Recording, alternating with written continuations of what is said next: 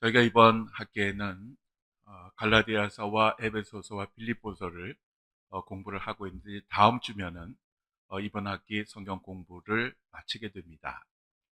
저희가 이번에 세 개의 그 성경을 가지고 공부를 했는데, 여러분 그 주제가 다 기억나시나 모르겠습니다. 우리가 다른 건 몰라도 이 성경의 각 권의 주제들을 잘 알면 성경을 바로 볼 수 있는, 그리고 넓게 볼 수 있는 안목을 가질 수가 있습니다. 그래서 우리들은 성경의 세부적인 내용은 기억하지 못할지라도 그 주제는 반드시 외워야 합니다. 저는 가끔 지난날 제가 준비한 설교 원고를 보고 깜짝 놀랄 때가 있습니다.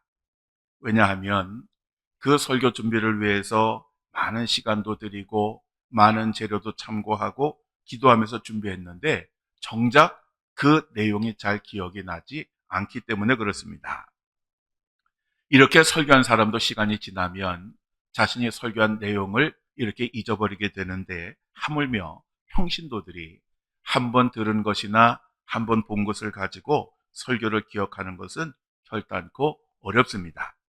또 잊어줘야 목사가 설교하기가 좋습니다.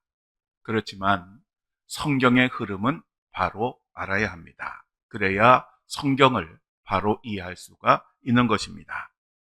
그래서 이번 종합시험 때는 각 성경의 주제에 대해서 주관식으로 문제를 내려고 합니다. 여러분, 세 권밖에 안 되니까 각 주제를 잘 기억하시기 바랍니다. 자, 우리 잠깐 한번 살펴보면, 갈라디아서의 전체 주제는 그리스도 안에서의 자유입니다. 이 자유라고는 단어를 꼭 기억을 하십시오. 그리고 갈라디아서는 교리의 중요성, 그리고 교리의 내용, 교리의 결과, 이 세 가지 소주제로 구성이 되어 있습니다. 에베소서의 전체 주제는 교회입니다. 그리고 하늘의 교회, 지상의 교회, 일하는 교회, 이 세 개의 소주제로 구성이 되어 있습니다. 즉 에베소서는 교회란 무엇인가 라고 하는 것을 이야기하고 있습니다. 여러분, 교회란 무엇입니까? 예수 그리스도를 머리로 한 지체들의 모임을 이야기하는 것입니다. 그리고 세 번째로 빌립보서의 전체 주제는 크리스찬의 활력이라고 그랬습니다. 그리고 지난주에는 활력이 넘치는 옥중 생활에 대해서 우리가 공부를 했고, 오늘 공부하는 소주제는 활력 있는 메시지, 그리고 다음 주에 마무리할 그 소주제는 활력 있는 신앙 고백입니다.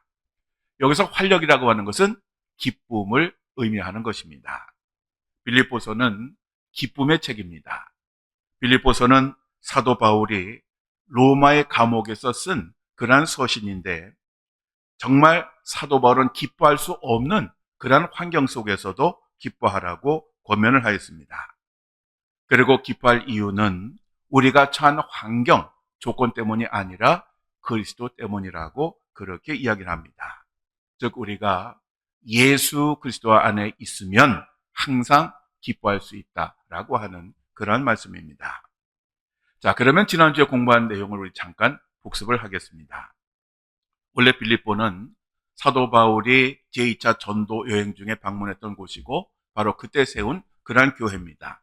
근데 원래 이곳은 사도 바울의 전도 계획이 있었던 것이 아니라, 그가 들어와 있을 때에 환상 중에 그 마게도냐 사람이 와서 도와달라는 그러한 그 환상을 보고, 아, 이게 하나님께서 나에게 그곳에 가서 복음을 전하라 하시는 것이구나 하는 것을 깨닫고 가서 복음을 전한 곳입니다.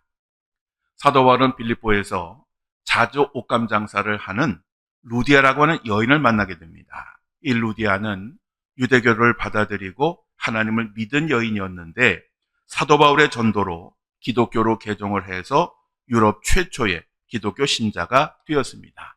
그리고 가족 전체가 세례를 받았습니다. 은혜를 받은 루디아는 자신의 집을 사도 바울이 사용하도록 내주었습니다. 그래서 사도 바울과 실라가 이곳을 전초기지로 빌립보 선교를 하였는데, 훗날 바로 이때 제공한 이 루디아의 집이 빌립보 교회가 됩니다.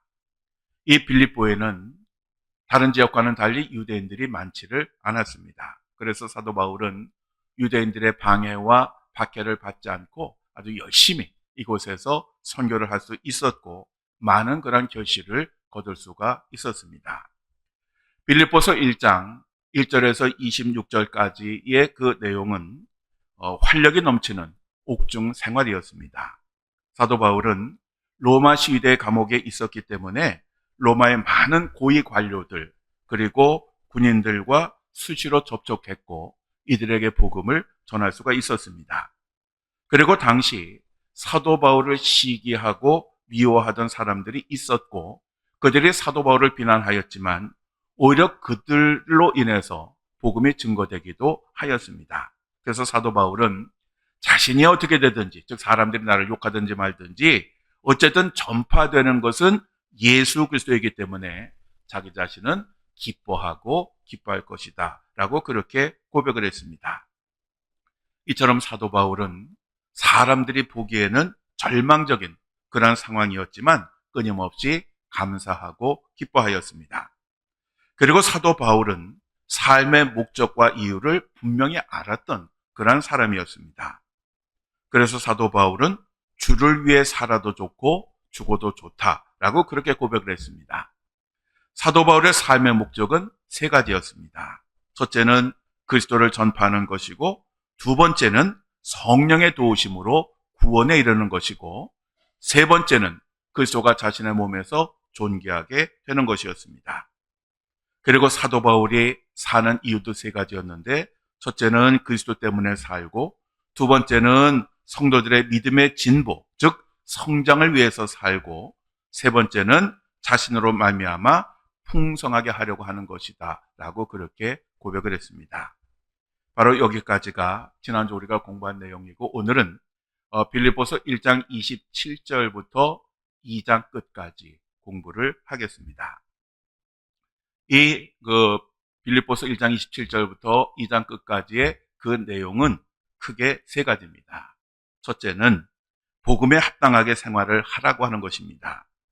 여기서 생활하다라고 하는 말은 원래 시민으로서의 권리와 의무를 다한다라고 하는 그런 말입니다. 즉 복음에 걸맞는 그러한 옷을 입으라고 하는 그런 의미입니다. 두 번째로 겸손한 마음으로 남을 섬겨야 한다고 하는 것입니다. 그리고 세 번째로는 두렵고 떨림으로 구원을 완성하라고 하는 것입니다. 복음은 진보해야 합니다. 계속해서 우리 안에서 자라야 합니다. 우리가 예수님을 믿게 되면 먼저 거룩하다고 인정을 받게 됩니다. 바로 이것을 가리켜서 칭의라고 합니다. 그리고 그 다음 단계는 거룩하게 되는 것입니다. 이것을 성화라고 합니다. 다음 단계는 우리가 영화롭게 되는 것입니다. 이것을 영화라고 합니다. 이처럼 믿음이라고 하는 것은 칭의에서만 머무는 것이 아니라 마지막 단계에 이르기까지 매일매일 자라나야 하고 앞을 향해 전진을 해야 합니다. 빌립보서 1장 27절부터 2장까지의 소주제는 활력 있는 메시지입니다. 이 부분은 여러분 나눠드린 그림 교재에서 보시는 것처럼 크게 네 가지 내용으로 구성이 되어 있습니다. 첫 번째 내용인 빌립보서 1장 27절부터 30절에서 사도 바울은 빌립보 교회 성도들에게 박해 속에서도 복음에 합당하게 생활하라라고 권면을 했습니다.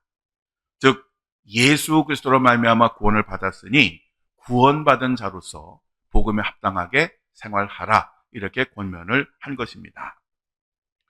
당시 빌립보에 사는 사람들은 대부분 로마 시민권을 가지고 있었습니다. 왜냐하면 이 빌립보는 퇴역한 로마 군인들이 정착한 곳이었고 그들은 원래 로마 시민이기도 했지만 로마 시민이 아니더라도 군인으로 전쟁에 참여했기 때문에 로마 시민권을 가지고 있었습니다. 그래서 다른 곳에서 이 빌립보로 이사 온 사람들은 이 로마 시민권을 가진 사람들을 보고 너무너무 부러워했습니다.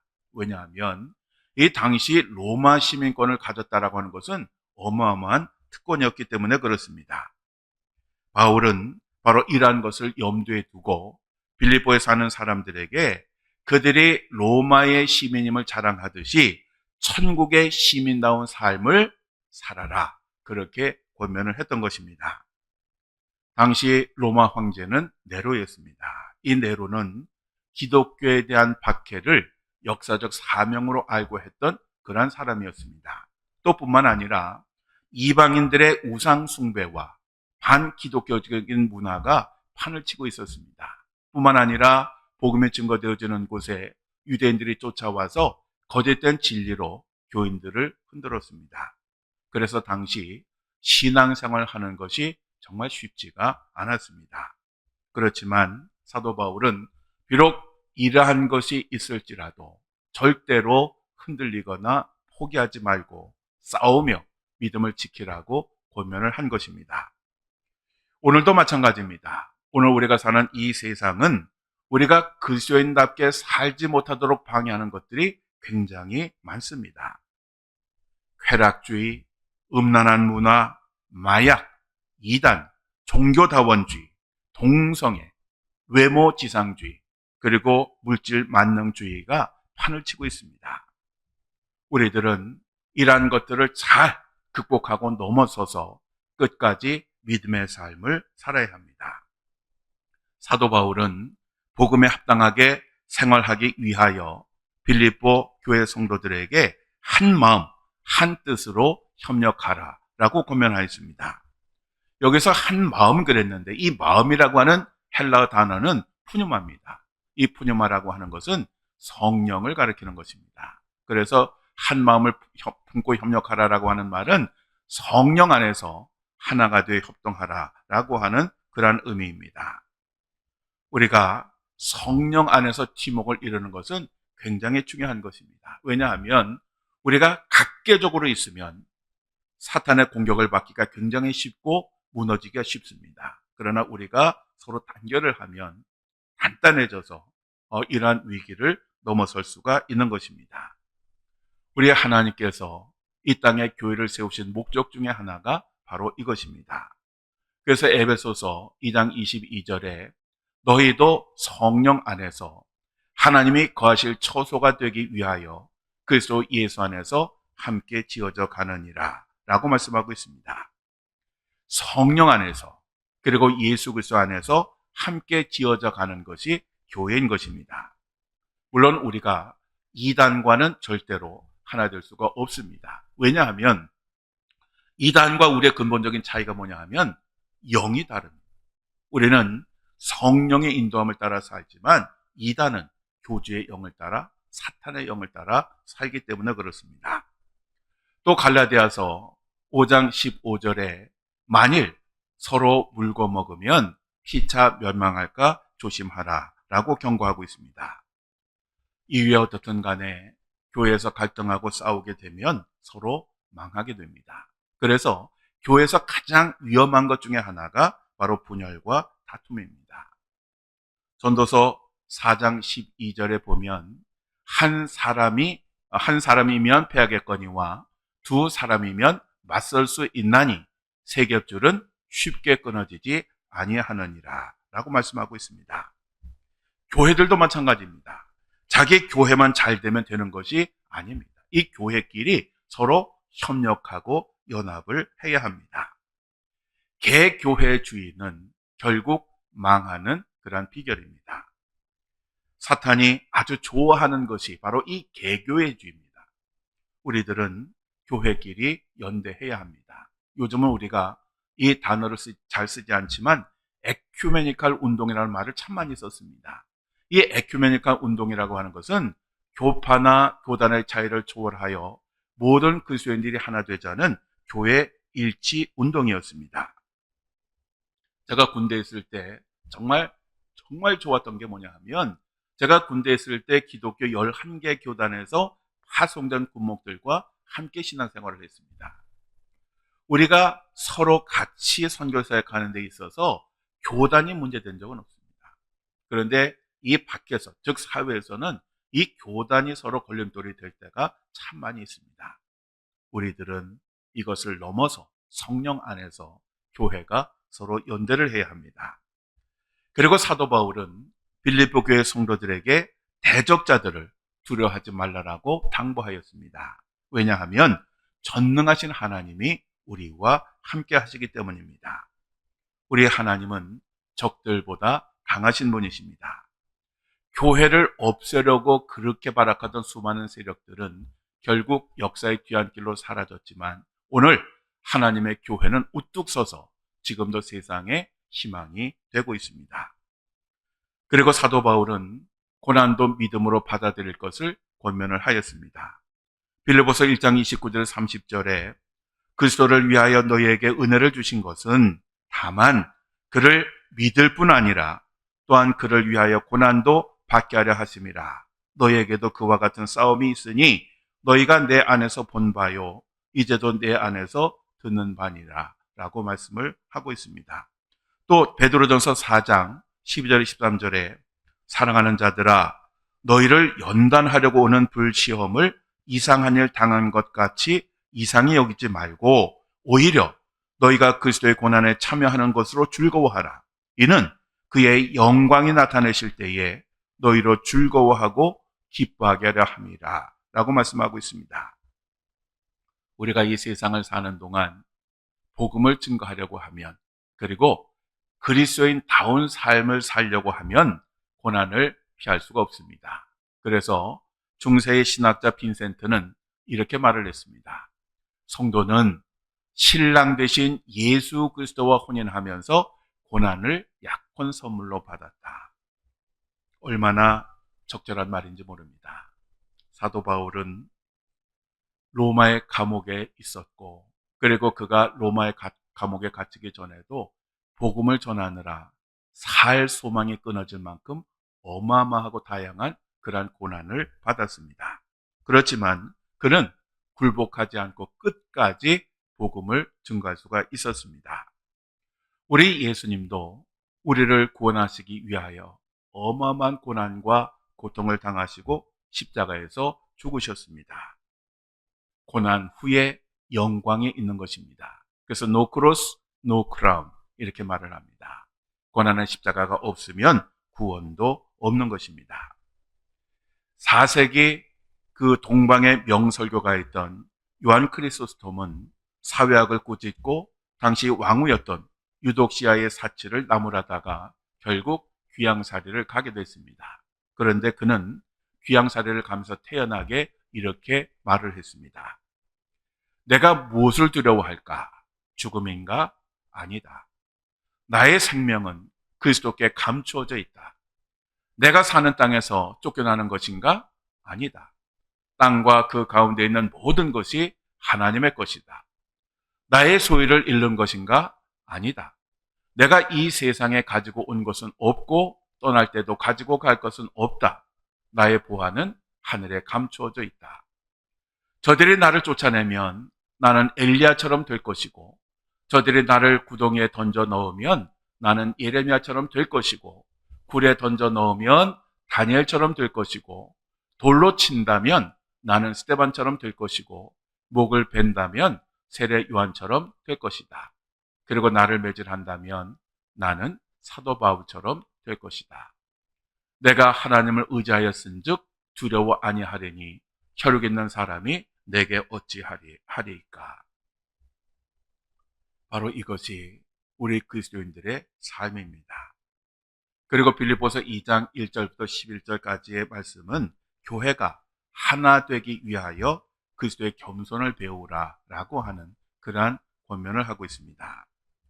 당시 빌립보가 속한 마게도냐 지역은 여자들의 그 고난이 막강했습니다.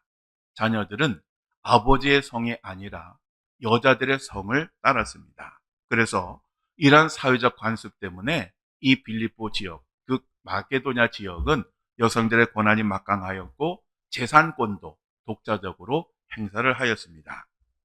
이러한 사회적 관습으로 인해서 당시 세워진 빌립보 교회에도 영향력이 아주 막강한 여자 몇 명이 말썽을 일으켰습니다. 그 대표적인 인물이 유오디아와 순두계였습니다. 이들은 지나친 열심과 봉사로 인해서 서로 다투기를 그치지 않았던 것입니다. 교회가 분열되고 다투는 이유가 무엇일까요? 바로 그것은 교만 때문입니다. 즉 자기 자신이 잘났다고 생각하기 때문에 싸우게 되는 것입니다. 자기 자신이 부족하다면 절대로 싸울 이유가 없는 것입니다. 그래서 사도 바울은 아무 일에나 다툼이나 허영으로 하지 말라라고 권면을 합니다. 다툼이나 허영이라고 하는 것은 자기 자신을 드러내고자 하는 마음에서 나오는 것입니다. 교회에서 가장 열심히 일하는 사람일수록 이러한 시험에 빠질 가능성이 높습니다. 물론 처음에는 아주 순수한 마음으로, 은혜 받은 마음으로 시작을 합니다. 그래서 처음에 자기가 뭔가 했는데 사람들이 인정해주고 칭찬해주면 계면쩍어하고 쑥스러워합니다. 그런데 시간이 조금 더 지나면 이런 것이 당연하게 받아들여지게 되고, 그리고 더 나아가서 이제는 그것을 요구하게 됩니다. 즉 사람들이 인정해주고 칭찬해주고 격려하지 않으면 할 것도 하지 않는 그러한 단계에 이르게 되는 것입니다. 이것은 자기도 모르는 사이에 변하는 것입니다. 그렇기 때문에 우리들은 끊임없이 우리 자신을 성찰을 해야 합니다. 특별히 우리가 하나님의 일을 할 때에 우리가 무엇을 위해서 그 일을 하는지 분명히 알아야 합니다. 그리고 그것은 절대로 시간이 지나도 변하면 안 됩니다. 사람들의 반응에 따라서 달라져서도 안 됩니다. 우리가 지지난주에 이 세상 사람 나 몰라줘도라고 하는 그 복음성과에 얽힌 사연을 동영상으로 보았습니다. 이 세상 사람 날 몰라줘도 뒤돌아보지 않겠네. 바로 이것이 우리가 가야 할 길입니다.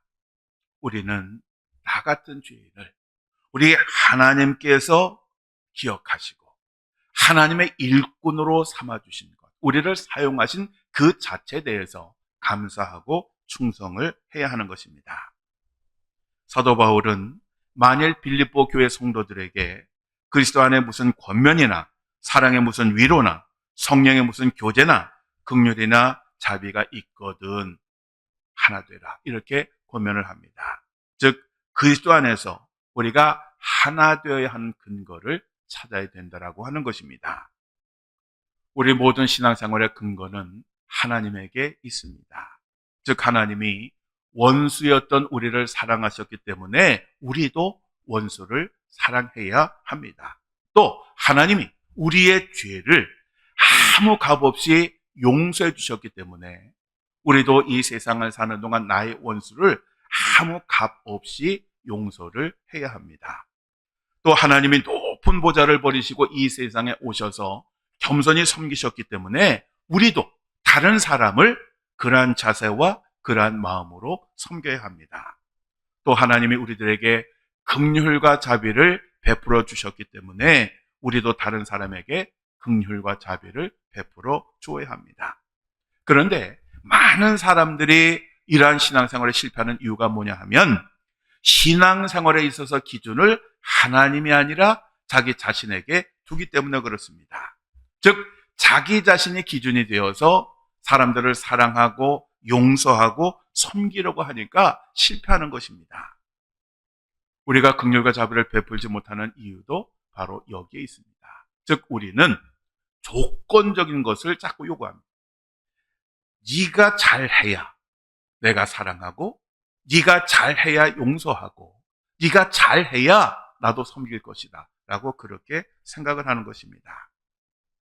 자꾸 조건을 앞세우니까 아무것도 할 수가 없는 것입니다. 그러면 겸손이라고 하는 것이 무엇일까요? 겸손이라고 하는 것은 여러분 저 그림에서 보시는 것처럼 우리의 심장을 그리스도의 심장으로 바꾸는 것을 의미하는 것입니다. 즉 여러분 그림에서 보시는 것처럼 그 다른 사람을 나보다 낮게 여기는 것을 의미하는 것입니다. 겉으로만 겸손한 척하는 것이 아니라 마음으로 다른 사람을 자신보다 낮게 여겨야 한다는 것입니다.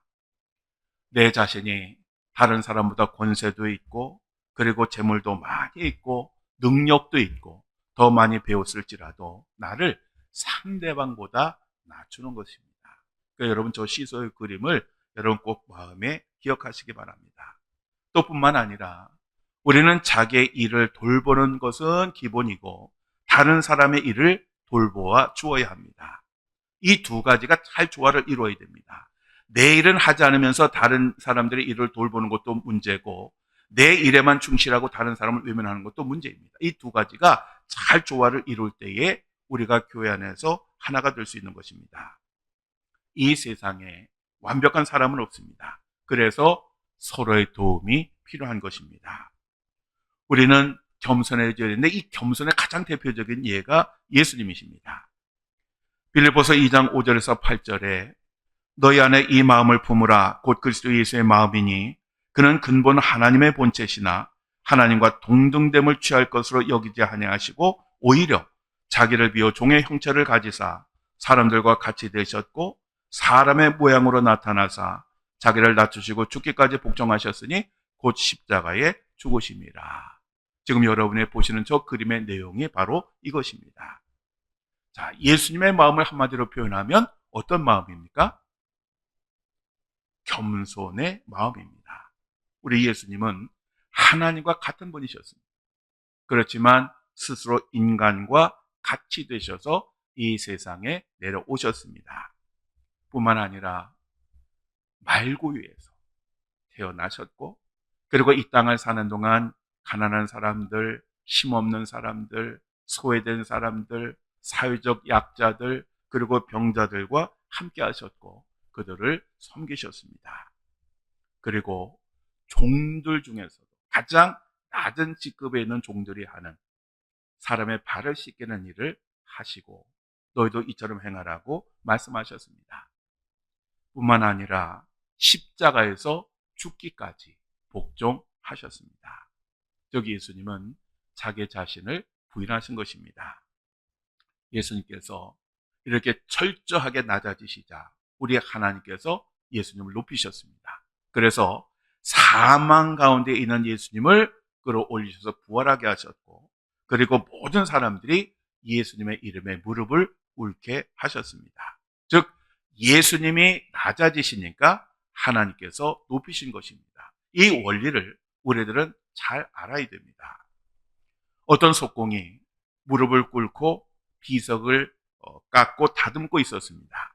그리고 그 비석에 명문을 새기고 있었는데 이 과정을 어느 정치인이 가만히 보고 있었습니다.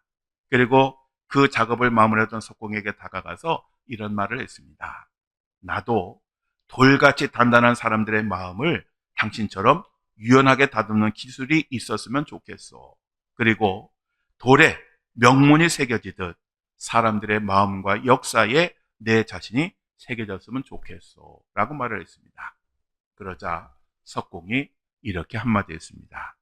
선생님도 저처럼 무릎을 꿇고 일한다면 가능한 일입니다. 우리가 이 땅을 사는 동안 우리 자신을 낮추면 하나님께서 우리를 높여 주십니다. 그래서 예수님께서 이렇게 말씀하셨습니다. 무릇 자기를 높이는 자는 낮아지고 자기를 낮추는 자는 높아지리라. 만약 이 땅에서 자신을 높이는 사람은 하나님 나라에 절대로 들어갈 수가 없습니다. 겸손하지 않은 사람은 하나님과 이웃을 사랑할 수가 없습니다. 겸손하지 않으면 하나님 중심이 아니라 자기 자신 중심의 삶을 살게 됩니다. 또 겸손하지 않으면 교회의 덕이 되는 것이 아니라 해가 되고 걸림돌이 됩니다. 교만한 사람의 믿음은 절대로 성장하지 않습니다. 교만한 사람의 믿음은 어린 아기와 같습니다. 어린 아기는 철저히 이기적입니다. 절대로 주변 사람들의 형편을 배려하지 않습니다. 항상 어린 아기는 자기 위주입니다. 바로 겸손하지 않는 사람의 믿음이 바로 이런 믿음입니다. 여러분, 우리가 짧은 이 세상에서 자신을 낮추고 하나님 나라에 들어가는 것이 좋을까요? 아니면 이 세상에 내 자신을 높이고 영원한 지옥에 들어가는 것이 좋을까요? 대답은 분명합니다. 우리 자신을 낮추는 것이 하나님을 섬기는 사람의 자세이고 또 그렇게 하면 하나님께서 복을 주시는 것입니다. 그리고 빌립보서 2장 12절부터 18절까지의 내용을 보면 두렵고 떨림으로 자기 구원을 이루라 라고 하는 그러한 내용입니다. 그림의 맨 아래 부분 보이시죠? 두렵고 떨림이라고 하는 말은 범죄한 사람을 심판하시는 하나님의 징계에 대한 공포심이 아니라 거룩하고 존귀하신 하나님을 향한 경외심을 말하는 것입니다. 즉 우리들의 구원을 이루는 것은 무서워 덜덜 떨면서 하는 것이 아니라 나에게 사랑과 은혜를 베풀어 주시고 나에게 구원을 주신 그 하나님을 경외하는 마음으로, 즐거운 마음으로, 기쁜 마음으로, 자원하는 마음으로 구원을 이루어 가는 것입니다. 또 구원을 이루라라고 하는 이 말은 인간 스스로 구원을 완성한다는 뜻이 아니라 구원을 받은 사람으로서 합당한 삶을 사는 데 힘쓰라라고 하는 그런 의미입니다. 우리는 이 땅을 사는 동안 선한 삶을 살아야 됩니다. 이 선한 삶을 살아야 되는 이유는 그렇게 착하게 살아서 구원을 받기 위해서가 아니라 우리가 구원을 받았기 때문에, 하나님의 은혜로 죄인이 의인이 되고 구원을 받았기 때문에, 그래서 우리가 선한 삶을 살아야 하는 것입니다. 우리가 만일 예수님을 믿었음에도 불구하고 나의 말과 마음과 생각과 행동의 변화가 없다면 그것은 예수님을 믿는 사람이 아닙니다. 그런 사람은 자기 자신이 예수님을 믿는다고 착각하는 것뿐입니다. 여러분, 예수님을 영접했는데, 예수님의 심장을 내 심장으로 바꿨는데 어떻게 변화되지 않을 수가 있습니까? 그거는 있을 수 없는 일입니다. 예수님이 내 안에 들어오시면 내 삶은 당연히 변화될 수밖에 없습니다. 그러니 내 삶이 변화되지 않았다라고 하는 얘기는 내가 아직 온전히 예수님을 믿지 않는다, 내 자신이 죽지 않았다라고 하는 그러한 의미인 것입니다. 그런데 오늘 교회에는 이런 사람들이 너무 많습니다. 초보적인 신앙의 단계에 머무르는 교인들이 너무 많습니다. 그래서 세상의 빛과 소금이 되는 것이 아니라 교회와 세상의 걸림돌이 됩니다. 이런 사람들은 하나님의 영광을 가리우고 전도의 문을 막고 있는 것입니다.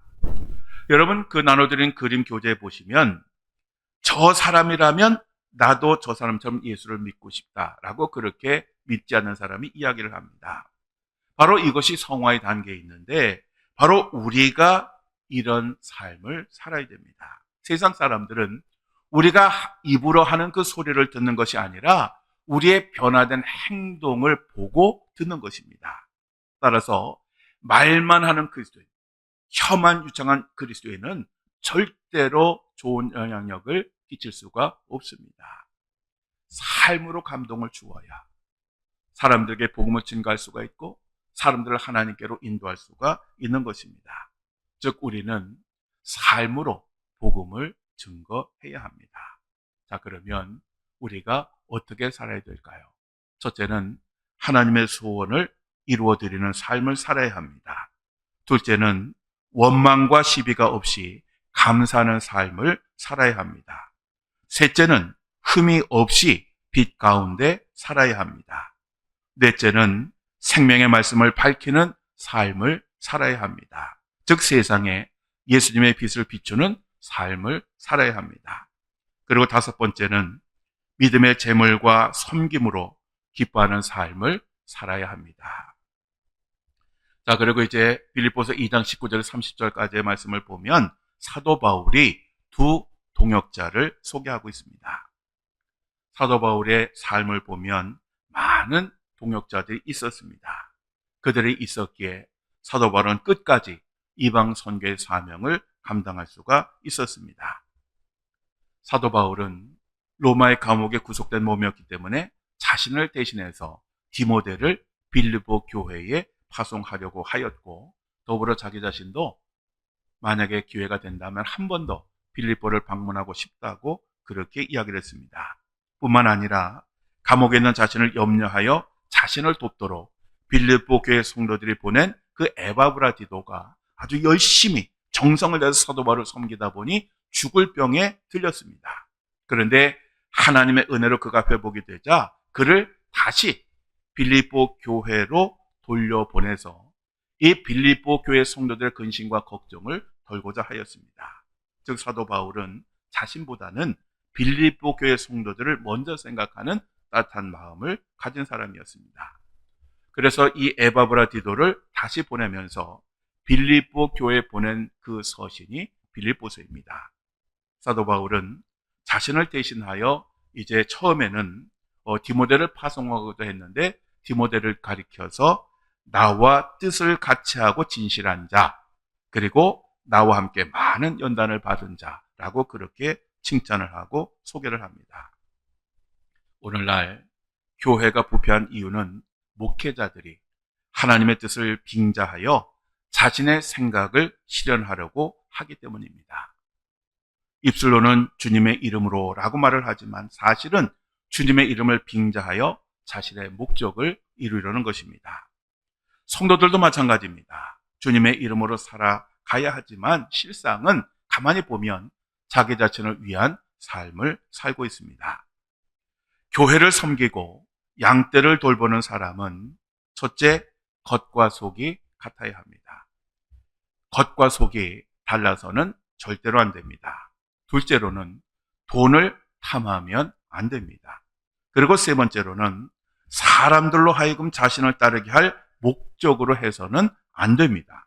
항상 하나님만을 바라보고 따르고 순종하게 해야 합니다. 그렇지 않으면 그런 사람은 이단입니다. 성도들도 마찬가지입니다. 우리가 교회에서 제자 훈련을 받는 그 이유는 뭐냐 하면 예수님의 제자가 되려고 하는 것이지 그 제자 훈련을 가르치는 목사의 제자가 되려고 하는 것은 아닙니다. 그런데 사람에게 충성하는 교회는 많은데 주께 충성하는 사람은 적은 이유가 무엇인지 모르겠습니다. 네 번째로 말과 행함의 일치가 있어야 됩니다. 즉 한마디로 진실해야 합니다. 이것이 교회를 섬기고 양떼를 돌보는 사람의 기본적인 자세인 것입니다. 그리고 사도 바울은 이제 이 디모데에서 에바브라디도에 대해서 설명을 하는데 아주 좋게 설명을 합니다. 그가 자기의 역할을 아주 잘 감당했다고 아주 칭찬을 합니다. 사실 빌립보 교회 성도의 입장에서 보면 이 에바브라디도를 바울을 섬기라고 보내긴 했는데 얘가 정말 진실하게 최선을 다해서 잘 섬기고 있는지 알 수가 없었습니다. 당시 전화가 있었던 것도 아니고 이메일이 있었던 것도 아닙니다. 그러니까 그 내용을 알 수가 없었습니다. 그러니 사도 바울이 전하는 이야기를 믿을 수밖에 없었습니다. 그런데 사도 바울은 에바브라디도를 돌려보내면서 이 에바브라디도를 가리켜서 여러분 그림에서 보시는 것처럼 자신의 형제이고 자신과 함께 수고한 자, 함께 군사된 자, 자신이 쓸 것을 돕는 자, 목숨을 걸고 일한 자, 즉 자신이 병들고 힘이 들었음에도 불구하고 멀리 있는 빌립보 교회 성도를 대신해서 사도 바울을 잘 돕고 그리스도의 일을 하였다라고 아주 극찬하였습니다. 그러니 이러한 에바브라디도가 빌립보로 돌아가면 그를 아주 기쁨으로 맞아주고 그와 같은 사람들을 존경하라라고 그렇게 칭찬을 했습니다. 결국 사도 바울은 디모데를 보내려고 하던 그 계획을 변경을 해서 이 에바브라디도를 빌립보 교회 성도들에게 보내게 됩니다. 사람이란 자기 자신을 알아주는 사람을 위해서 충성하고 목숨을 거는 것입니다. 사도 바울은 늘 사람들을 인정하고 칭찬을 해 주었습니다. 제가 하객교회에 있을 때 이 하객교회는 매주일 이제 예배가 시작되기 전에 기획위원회가 열렸습니다. 담임 목사님과 장로님들이 모여서 예배를 드리고 하는 순서 중에 하나가 뭐냐 하면 교인 한 사람을 칭찬하는 것이었습니다. 그래서 매주일 이제 장로님들이 돌아가면서 교인 한 사람씩 칭찬을 하는데 이제 자기 순서가 되면 그 순서가 된 장로님은 이전에 다른 장로님이 칭찬한 사람을 칭찬할 수 없기 때문에 또 다른 칭찬할 사람들을 찾아야 됩니다. 그게 자기 순서가 되면 한 일 동안 열심히 교인들을 살펴봅니다. 그리고 칭찬해야 할 내용이 무엇인가를 꼼꼼하게 체크를 합니다. 그리고 시간이 되면 그냥 단순히 사람이 좋다가 아니라 그 사람이 이러이러한 이유 때문에 정말 훌륭한 교인이다라고 그렇게 발표를 합니다. 여러분, 이러한 것이 반복해서 이루어진다면 교인들을 바라보는 그 사람의 마음이 어떻게 되겠습니까? 이것이 정말 중요한 것입니다. 우리가 다른 사람들을 대할 때에, 교회에서 다른 교인들을 대할 때에 우리들은 이러한 눈으로 보아야 됩니다. 우리가 칭찬할 만한 것을 찾고자 하면 누구에게든지 칭찬할 요소가 반드시 있는 것입니다. 내게 필요한 하나님, 내게 필요한 교회, 내게 필요한 목회자나 성도가 아니라 거꾸로 하나님에게 필요한 나, 그리고 교회에 필요한 나, 다른 성도들에게 필요한 나, 바로 이것이 우리가 되어야 할 그러한 모습인 것입니다. 그리고 성숙한 믿음이 뭐냐? 바로 이것이 성숙한 믿음입니다. 자, 오늘은 여기까지 하겠습니다. 다음 주에는 빌립보서 3장과 4장을 공부하고 이제 이번 후반기 트리티 성경 공부를 마치겠습니다.